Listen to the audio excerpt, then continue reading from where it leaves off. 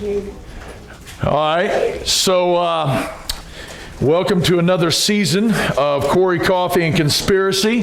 Couple things we'll go over. One, as she just asked, we do have t-shirts. If you will email me at preachercorey@aol.com, give me your size. If you're obviously not in this classroom and I need to ship it, then you need to give me an address. So, but yeah, we are obviously starting a new season. We're going to be doing a lot like what we did last summer, where we're going to be taking some fringe type stuff. Now, here's what I would tell you. I'm going to start by saying that I believe that The Matrix was a documentary, not a movie.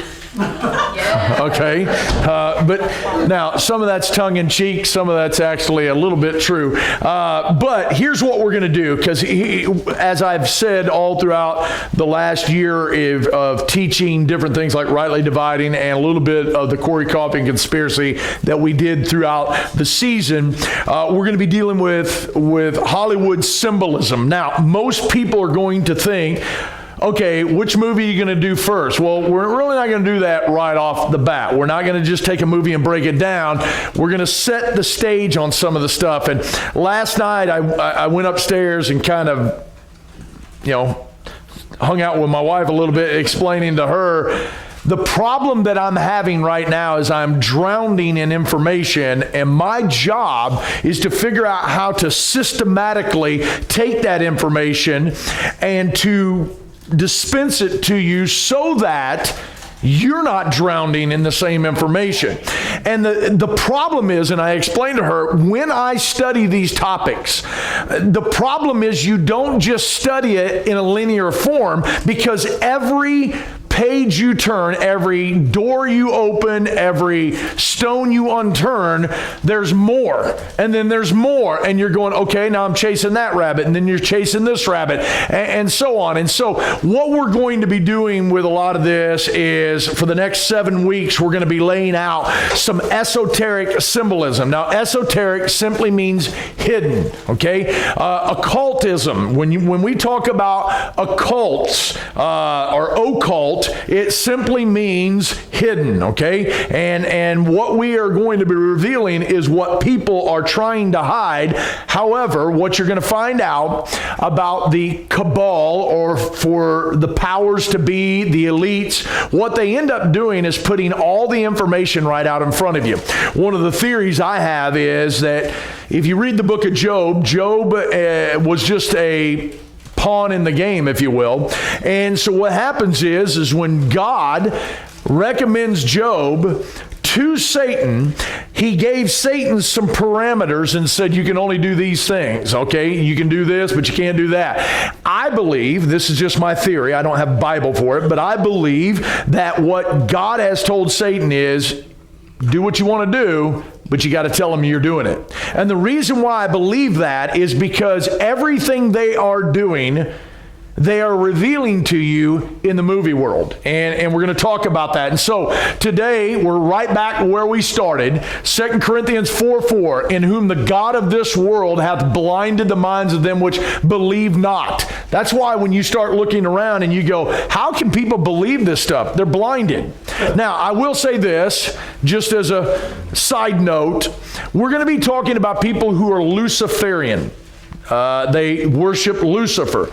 I would tell you there is a difference between a Luciferian and a satanic individual. Somebody who believes in worshiping Satan is different than somebody who believes in worshiping Lucifer. And we'll talk about that as we go. Now, Proverbs 18:13, we show this every time we start this series. And here's the reason being is because I will have people in here. And what's crazy is a lot of what I'm going to teach, the average Joe on the street would go, yeah, you're right. Yeah, totally. I believe in a lot of that, what you're saying.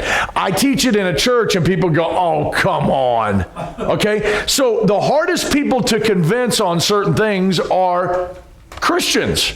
Because for a lack of better terms, we never get outside of our expanse of learning. We always learn what we've always learned, and we don't want to be bothered with anything else. And so when we bring some of this stuff out, we're really the non-believers. And which is interesting, because what I am going to show for 7 weeks here is that the world is being prepared for an onslaught of demonic activity, which is what we teach as the tribulation, right? Okay, so if we believe that there's going to be a 7-year tribulation, that there is going to be the battle of Armageddon, we believe that there's going to be a one world governor or government and a one world leader, a one world currency, which if you just look around, the Bitcoin and all the stuff you see, but anyway, we believe that, and we tell people we believe that. Then we turn around and go, well, I don't see any of that. How can you believe all that?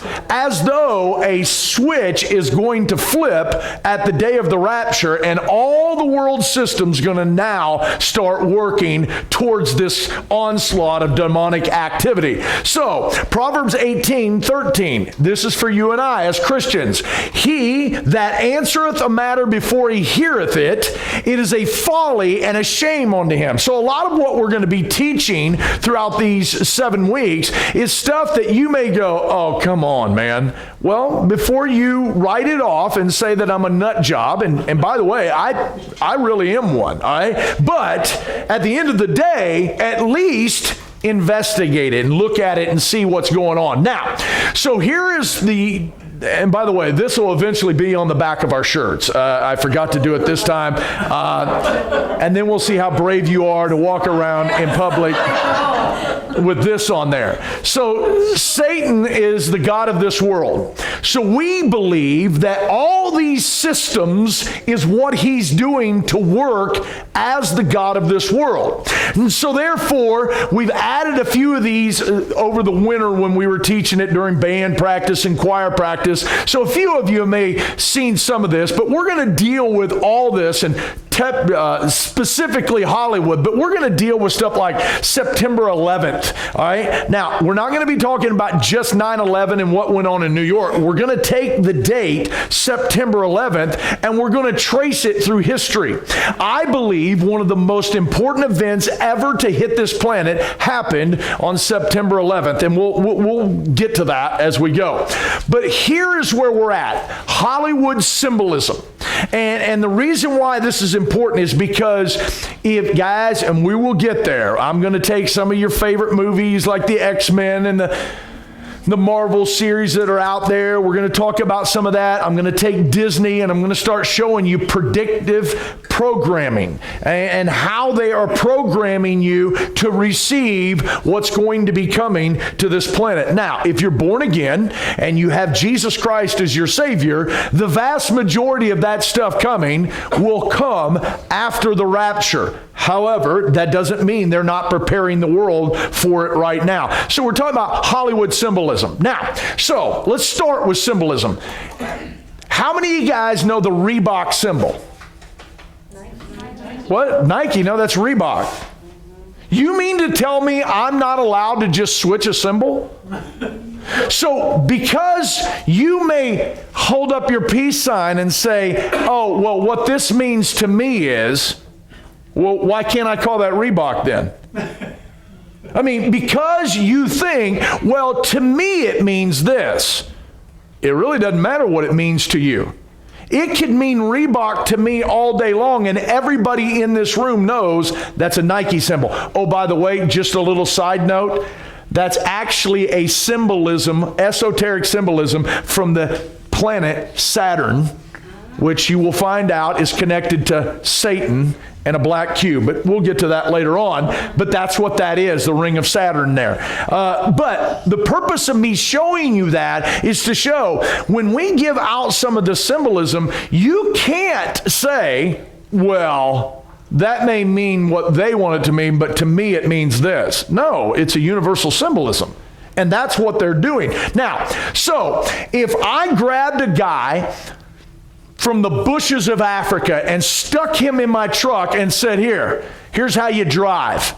Took him out in the field, showed him how to drive, and then put him out in the street. What would this mean to him? Nothing, right? But to you and I, this is a universal symbolism. So when I point to green, what does it mean? Go, right? Everybody knows that. So we are, through symbolism, showing you, matter of fact, you understand, this means stop, this means go, this means gun it, all right? You guys all know that, all right? So the bottom line is, we know red means stop. We know that green means go. Okay, at the end of the day, no matter how you view it, it is a universal symbolism. And so what happens is, you see this daily and you don't even think. I mean, think about how many times you pull up to a light. Have you ever been driving and about 5 miles down the road, you go, I can't even remember the last 5 miles of driving. It's just, your mind's in another world, right? You're hoping you've stopped at all the lights, but it's a universal symbol. But what I have to be careful about, and you have to be careful about when we're studying symbolism, is not to see things that are not there. I'll give you an example. You notice how we can just make the 666s out of this? Okay, I just did that on my own. I mean, we can look for stuff that isn't really there if you give yourself enough time. But that's not the point of this study. What we're going to be pointing out, you're not going to have to make up. It's going to just show up. So, Manly P. Hall, who was a Mason writer, and matter of fact, one of the most profound writers of Freemasonry, wrote a book called The Secret Teaching of All Ages. And here's what he wrote. Symbolism is the language of the mysteries. By symbols, men have ever sought to communicate to each other those thoughts which transcend the limitations of language. Rejecting man-conceived dialects as an inadequate and unworthy to perpetuate divine ideas, and the mysteries thus chose symbolism as a far more ingenious, ideal method of preserving their transcendental knowledge. In other words, he's trying to explain to you that the hidden knowledge that's been passed down, one of the things you'll find out is the hidden knowledge that was passed down for many years was never written down, because if it was written down, it could be stolen and learned. And so they passed it down through symbolism more than any other thing. And so what you're going to start seeing is, once you learn their symbols, no different. Once you learn this, you know it. Okay, so we're gonna see some of that. A man named Francis Bacon, who is William Shakespeare, whether you realize that or not, all right? Francis Bacon, who was connected to John Dee, a major occultist back in their day, made the statement, it's easier to teach your audience with entertainment than with lecture. Now think about this. Okay, Brother Ray had just mentioned how his family had came to our church this Sunday and said our church is fun. Okay, now, why is that? Well, probably because we have students walking in to walk-up songs. We get up, we got a rope wrapped around the building. We've got me getting up, acting like a goonball and making fun of, Wesley and RJ. And so the idea is, if you listen to me preach enough, you realize I use a lot of humor. And the reason being is some of that is entertainment. Because if it's just lecture, it gets boring. And it's hard to grasp all that. And so that's what he understood that. So if we know that we can teach you better through entertainment than we can lecture, then if we really want to teach you some stuff, let's put it in a movie. Let's put it in a TV show. How many of you guys would rather, now there may be some weirdos in here, but would rather sit around and just read a book or watch a documentary?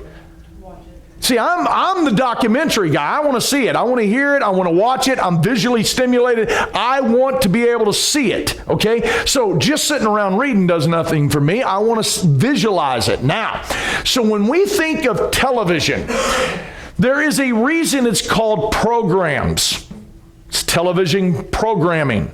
What they are doing through television is programming you to think a certain way. If you don't think so, check this out. Now, some of you may be thinking, I'm not mind controlled. How many of you guys from the 80s had a members only jacket? Oh, yeah. Right? Okay. You don't wear those no more? How about you 70s bell-bottoms folks? Right? I'm from the tight roll, your tight roll, peg leg, your jean era. Okay, none of us do that anymore. Why? Because it's not fashionable. Well, who decided it wasn't fashionable? And why was it cool to have bell-bottoms at one time, and now it's not cool? Because society dictates what fashion is, and how do they get that to the masses? Through television. That's why, guys, commercials are unbelievable. You ever ate a big meal and you go to sit down, you watch some TV, and about 30 minutes later they show some food on, and you're going, wow, that looks pretty good. You just ate, okay? And this guy, Jess Scott, made the statement, and I love it. It says, people are sheep and the TV is the shepherd. And what you're starting to notice in today's world is, for the first time since the TV came out, you're starting to find more and more people leaving the television. They're starting to get away from it. Ratings are down in every aspect. Now, so when we think, this is I showed you this before, but when we think of Hollywood, right? Hollywood. Why is it called Hollywood? Okay? To understand it, you need to understand the Druids. And the way that the Druids, through mysticism and spell casting, believed. The Druids, all right, they had these priests that were known as magicians. Hang on to that thought, okay? These magicians were soothsayers, and they were the ancient Celtic religion. And to the Druid, to these magicians, the holly tree or the holly branch was the most sacred of all the trees. Okay? And what they would use the holly branch for was to cast spells. You guys ever seen Merlin? You ever seen Mickey and his little dunce cap and his wand? That's a holly branch. They use it to cast spells. Okay? So now, Saturnalia was connected to the Druids. So the whole Christmas tree and the evergreen tree, that you bring it back to Saturnalia, which is, guys, we've taught this for years in this church, that Christmas, he was not born on December 25th. Forget that idea, okay? And the whole bringing in the tree and decorating it up, even Jeremiah is calling that stuff out, okay? Now, all that goes back to the Druids in this Saturnalia. Hang with me. Why at Saturnalia, or at Christmas, do we sing the song, okay, y'all don't, it's smiling at me, okay? So it's called the balls of holly. What does balls of holly got to do with a guy born in the Middle East? Okay? Because it's all connected. You know what Saturnalia was? Worship of the sun.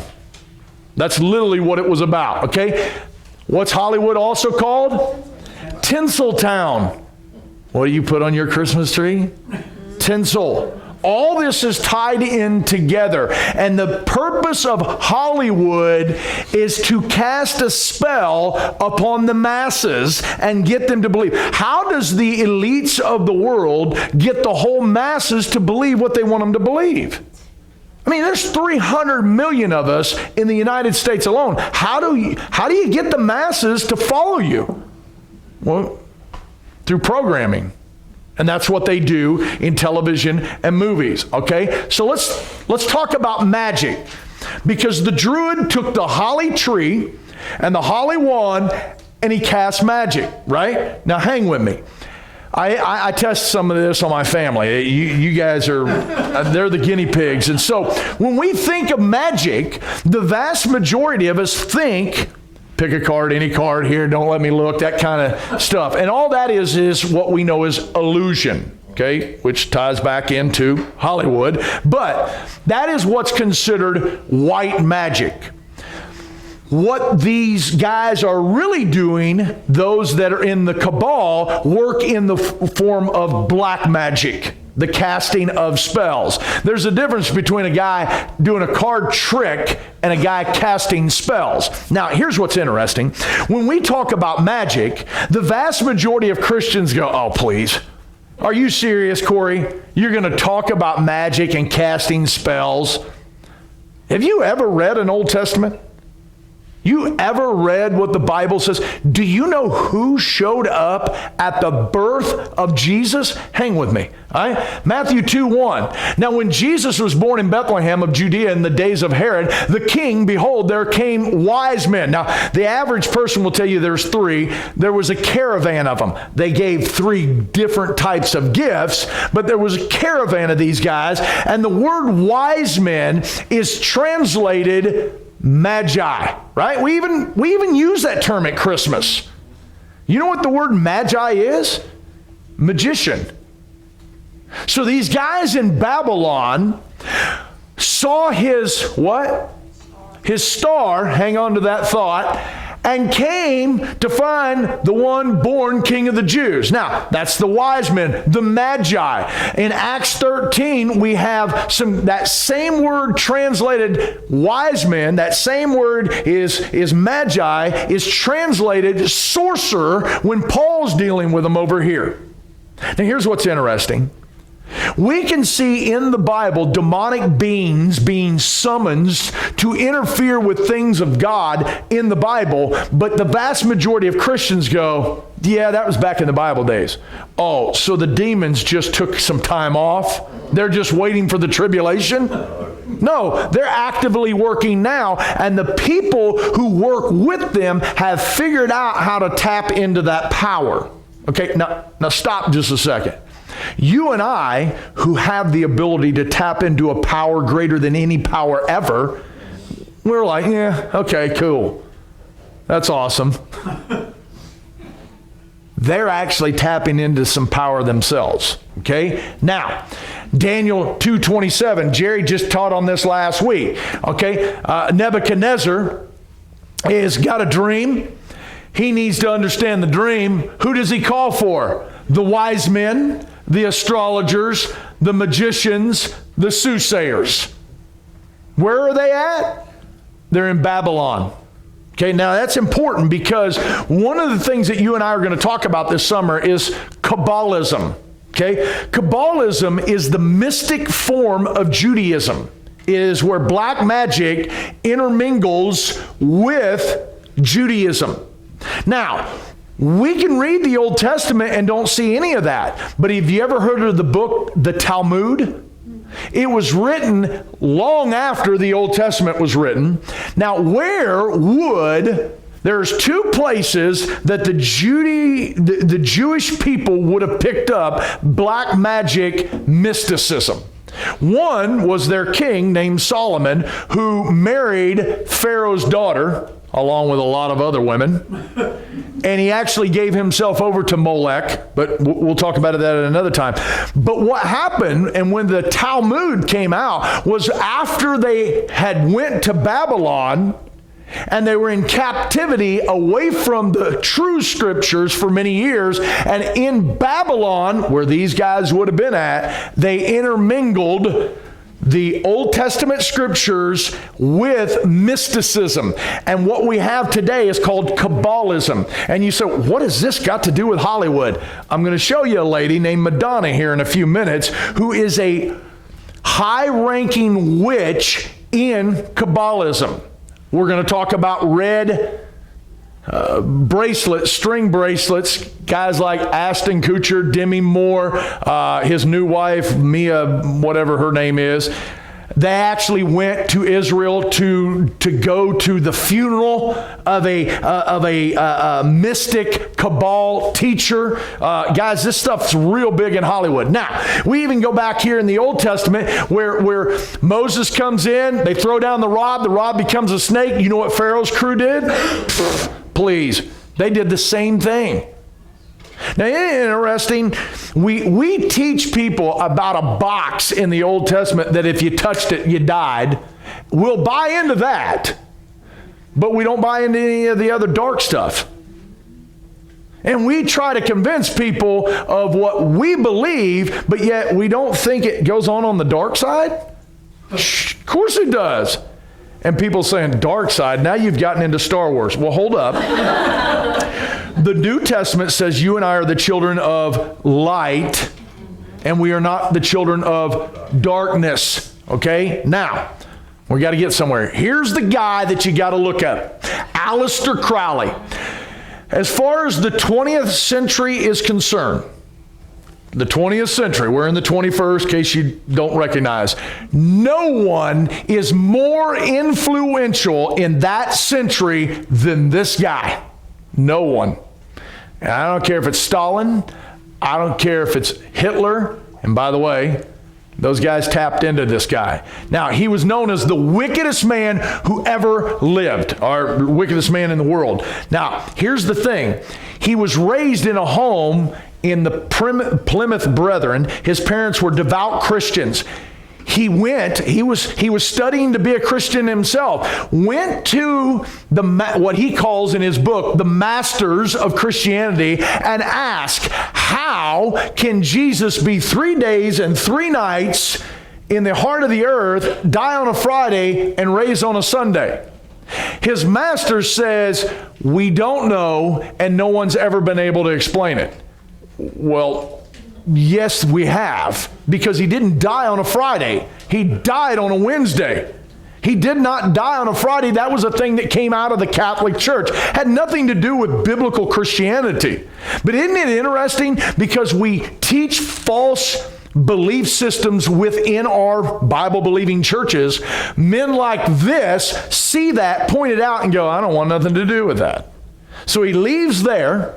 All right. He founded a religion called Thelma, all right, identifying himself as a prophet entrusted with guiding humanity into the eon or the age of Horus. Okay. He is self-described as the beast 666. You can see the all-seeing eye. You can see the star symbol over here on his book. He writes a book called the Book of the Law. A sacred text served as the basis for Thelma, announcing the start of the Aeon of Horus. The book declares that the followers should do what thou will. In other words, if it feels good, do it. Okay? Does that remind you of an age in which you're living?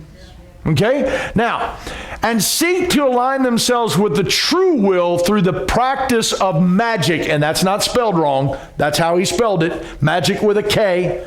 Magic with a C is white magic. Magic with a K is black magic, according to them. All right? He says, and he was, so notice, he was the head of Ordo Templi Orientanus, is I think how you spell it. Or say it. And it simply means, that's the Latin form of Order of the Eastern Templars, or known as you read, the OTO. Okay? Now, in the religion of Thelma, it is believed that the history of humanity can be divided into a series of eons, each of which are accompanied by its own form of magical religious expressions. Now, before I read all this, I'm going to, because of lack of time, basically he said there's 3 ages. We had the age of Isis, when Atlantis and all that was going on. Then we had the age of Osiris, which is where mankind worshipped a male deity, which he would put all the Abraham religions in. But then he said what God had so chosen, right? And when he speaks of God, he speaks of Luciferian God, had so chosen him to lead society into the age of Horus, all right? Now, which is, and in each one of these ages, there was a different type of magic that was to be performed. Now, once again, you probably walked in tonight going, dude, I just wanted to hear about X-Men. You've got to set the groundwork to realize what's going on in these movies. If I just come out and show you some stuff in movies, you're going to go, yeah, I don't know about that. I kind of like those movies anyway. Okay, cool. I'm not telling you don't go to them. What I'm telling you is there is something going on behind the scenes that Satan is working that has to do with more just than the Marvel comics, okay? Now, Aleister Crowley inspired the counterculture movement of the 1960s. The Beatles, the Rolling Stones. The British invasion was a literal invasion. People have no idea when we say that was more than just an ideology. They literally invaded us. The hippie movement starts, and Aleister Crowley's literally the kingpin behind it all. And you say, well, he died in 47. Yeah, and every one of the artists that were involved in it attribute their belief systems back to Aleister Crowley. Just a little side note, I won't put it up here, but when you get a shot, go find out who his famous illegitimate daughter is and what she looks like.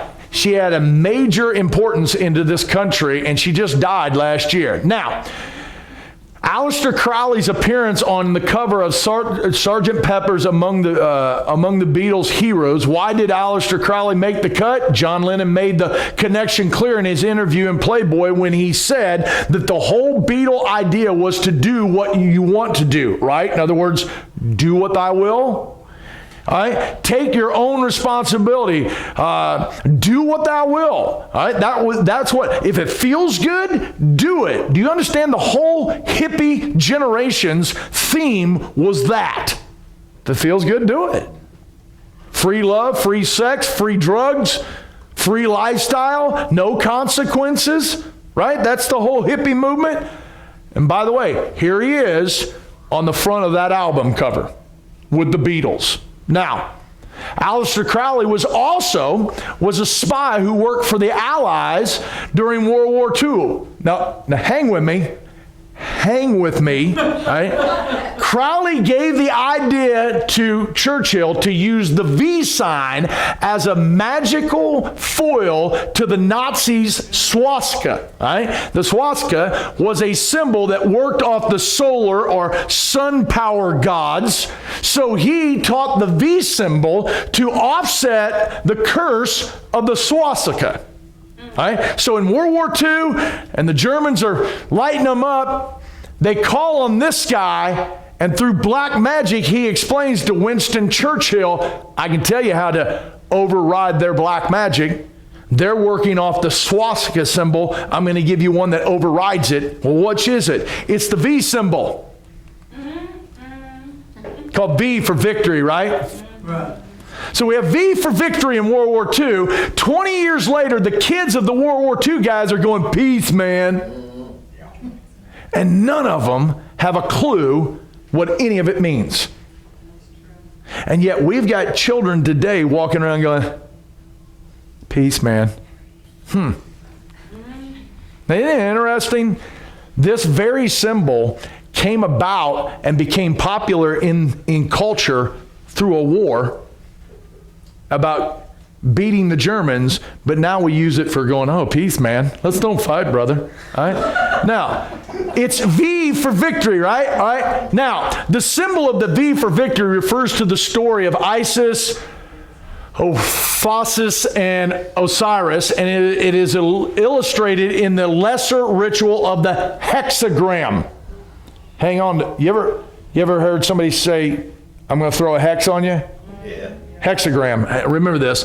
First published by Crowley in the Equinox 1, Volume 3, 1910. In this ritual, the swastika is used to represent the morning of Isis, and the V is used to symbolize, I think it's Apophis, or typhoon. Now, typhoon you need to pay attention to. The destroyer. This symbolism explains Crowley's use of the V as the foil to the swastika in other words, he's canceling that black magic out. Now, here's your hippies, right?